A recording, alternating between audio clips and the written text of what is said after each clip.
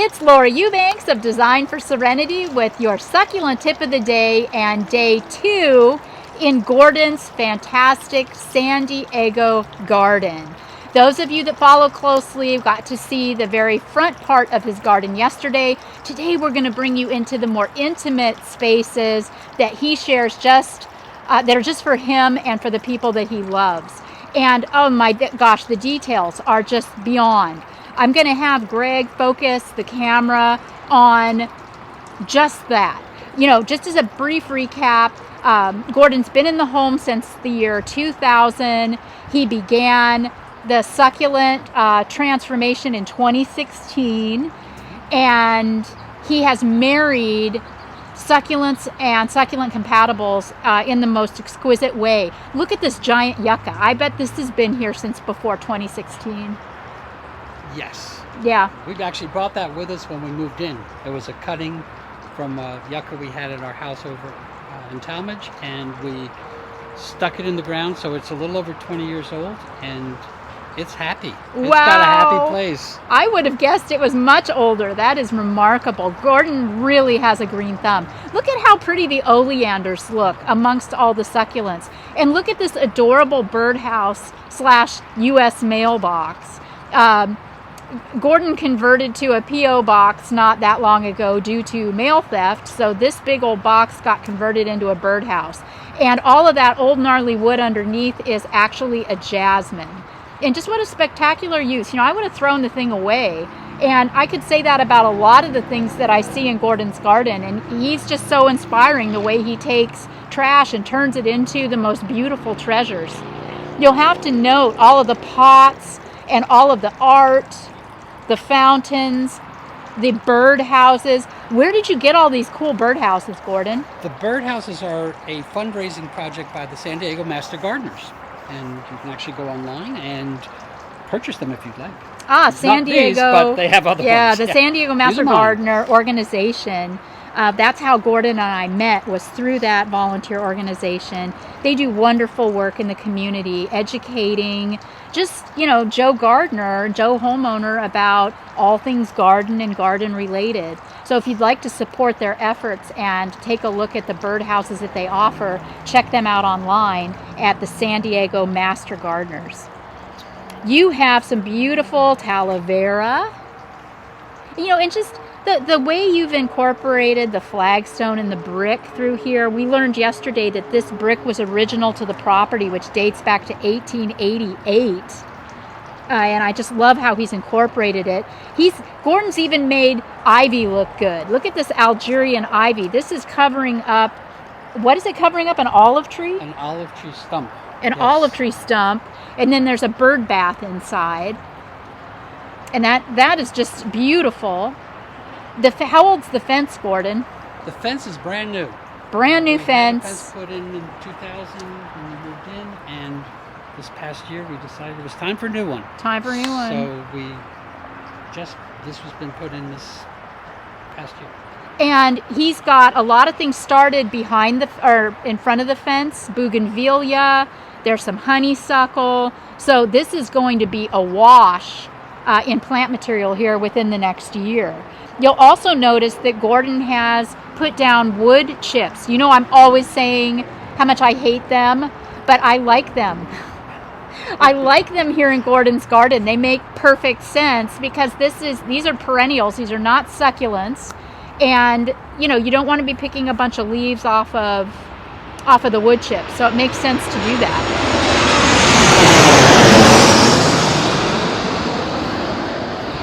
Gordon has created these wonderful vignettes and seating areas in his garden.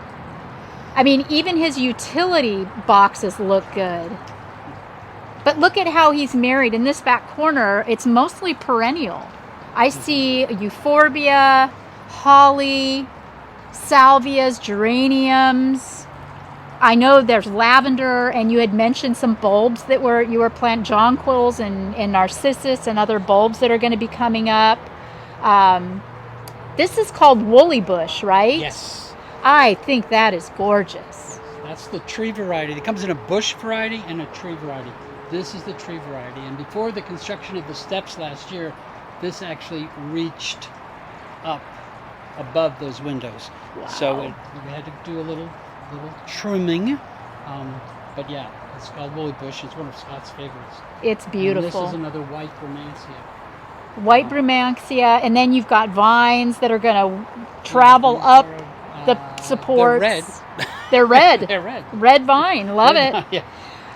Not unlike me, Gordon loves color, and he has got a plethora of it in this garden.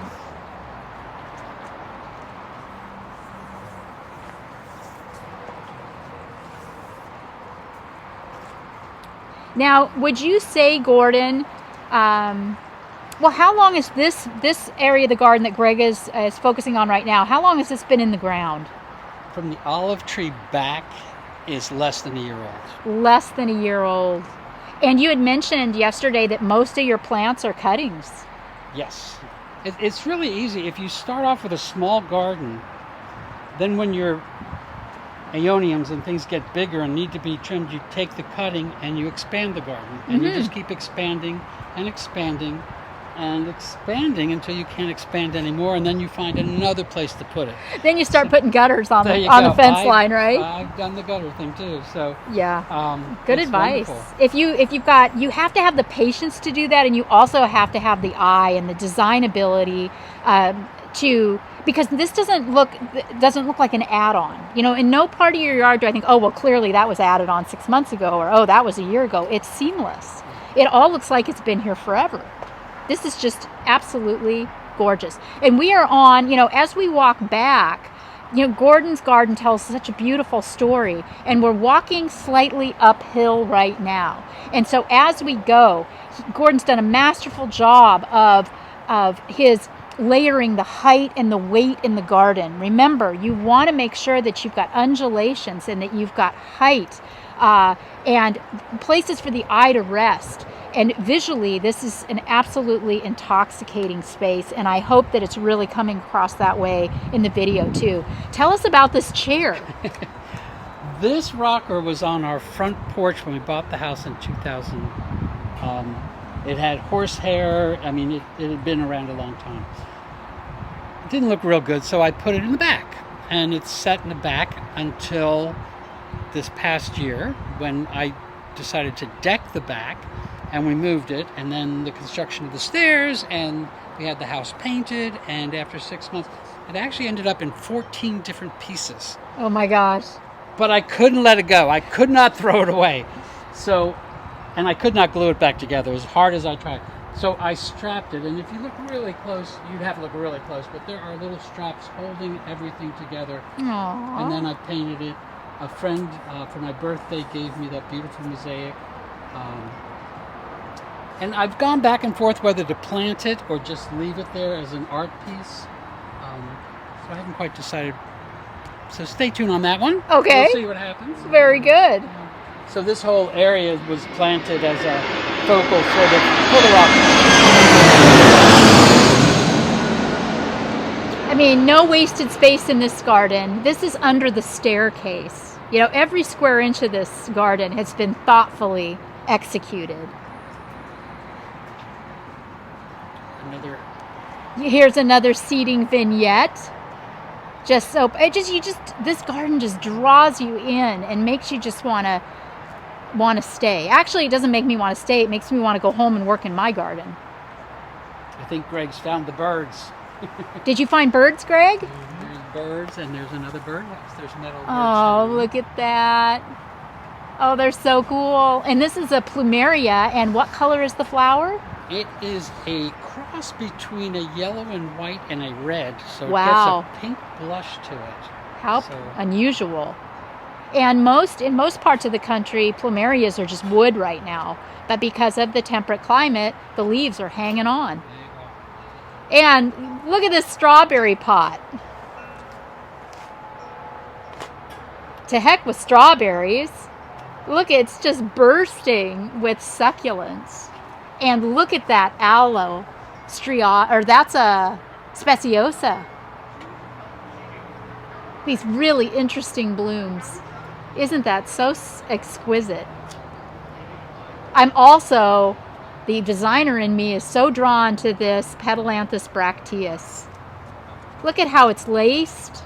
Granted, due to the time of year, it's not leafed out much right now, but I love how the little flowers are holding on to the top. What a beautiful collection of pots. And then over here, we've got more patio and a beautiful table and umbrella. And then what's going on back here on this wall, Gordon? That is our travel wall. When we go someplace, we try to bring back something to go on the wall. There's a license plates from Belize. The dragonflies are all from the Everglades in Florida. There's something from the Mayan trip we did in Mexico. Just different things that we found in different places. A wood carver in Mexico did those great carvings over there. So when we find something, we bring it home and we put it on the wall. That's so cool. Along with the staghorns. And Gordon's got an incredible collection of staghorn fern. And what is that vine with those yellow gold flowers? That is spectacular. Is that cup of gold? That is cup of gold. Whoa. This back fence is also new. It was put in last year, and it stopped at the patio. So the cup of gold has actually been there about 2 years. I pulled it back off the old fence and reattached it to the new fence. And I'm training it to run through the lattice. And what advice would you give people that are trying to grow compatibles, succulents, and how does that work? I see this cup of gold, which is clearly not a succulent, and then you've got all these succulents underneath it. How does that work with watering? It works great. I do baby this and the Bromansias a little bit. When I'm watering the lawn, I'll give it an extra squirt. But primarily, once they're established, they're on their own, and they do well. So it's just kind of trial and error, isn't it? What works, survival of the fittest? Right. Then I've got the beneficial garden back here, which is things that butterflies, bees, hummingbirds, birds love, and it's for them, so they make themselves at home. It's so pretty, so layered. Look at this Euphorbia diamond frost. This takes me way back to my early days of gardening. This is a fantastic little plant. It comes and goes with the seasons, and that white is just so eye-catching. I love that. So you've got, like me, you've got fruit trees in your garden too. I do. I have some fig trees, which we harvest every year and make fig jam. We've got some papaya, which are fairly new. They're probably about 3 years old. They have not produced yet, but they will. They will. They will. Yay. Little magnolia. I don't think you can have a Victorian without a magnolia. So we got the dwarf magnolia as a token Victorian plant for our yard. You love it.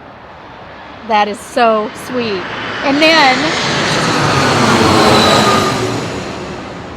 as if... What plane? Yeah, what plane? I don't know what you're talking about. As if this isn't enough, there is more. And this is the Tiki Tropical Oasis. You guys are going to die when you see this. Check it out.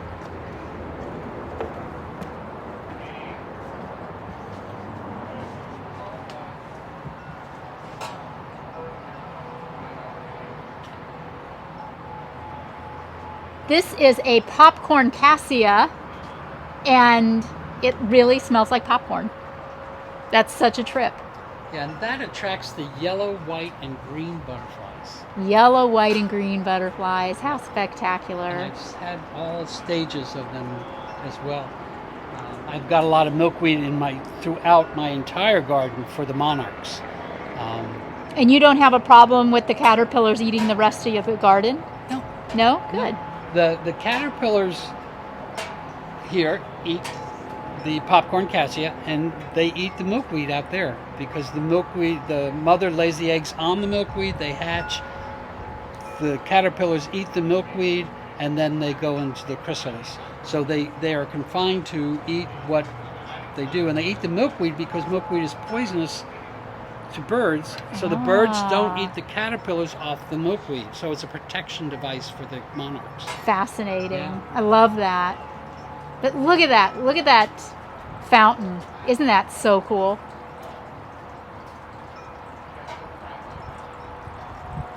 Also, no garden is complete without a Susan Ock pot. Of course, given to me by one of my best friends, Laura Eubanks. Oh, thank you. Isn't that so cool? What a perfect gnarly Montrose plant to put in there too. That Myrtillo cactus. It's fantastic. I see more staghorn ferns. Yes. Now, it's interesting because all of these, the one Greg's on now and the ones above the fountain, were all boarded at the exact same time. But you see the lower ones, where they get more light, have just gone berserko. And the higher ones are much slower growing. So don't be afraid to put your succulents. Yes, tillandsias. I love those little holders too for the tillandsias. I made the holders. I got that You idea did? via Home Depot, but I did make those. How'd you make those? It's a soft wire, and I used a hot sauce bottle as a mold. Just twisted it up, slid it off, and down they went. I love it. Yeah, they were fun. I gave those as a lot of presents. And then here's a couple more different Look at tillandsias. this. Getting ready to bloom. He's getting ready to bloom. It's so pretty. And this is a broadleaf Ooh, staghorn look at that. I got at the last Master Gardener's sale. That's really And pretty. That one was in a pot, so I'm leaving it alone, and it's very happy there. So Good. this is my staghorn corner. Yep, and here's a beautiful, more mature staghorn. Yes. And you've also got orchids. I've got orchids. I don't think there's anything you don't have, Gordon. He's just finished blooming. What a green thumb. I didn't cut the stem off yet, but it just finished blooming. And then I've got the cymbidium orchids over there. Cymbidiums too. Well, I can understand why you spend a couple hours a day in your garden, and frankly, I don't know why you don't spend 24. I would. I hope that you all have been inspired by this tour and that you've been encouraged to go out and start making some magic of your own. Remember, art is subjective. It's about what you like. It's about you expressing your personality and your tastes and your own artistic genius, just the way Gordon has. Have I got some talent, or have I got some talent? Again, so thankful. Thank you, Gordon, for letting us come and share this beautiful, intimate space with the entire world. You are the best. Thank you. For Thank you, Design everyone. for Serenity, this has been Laura Eubanks and Gordon in San Diego at his beautiful, beautiful designer garden. Have a good one, everybody. Bye. Bye-bye.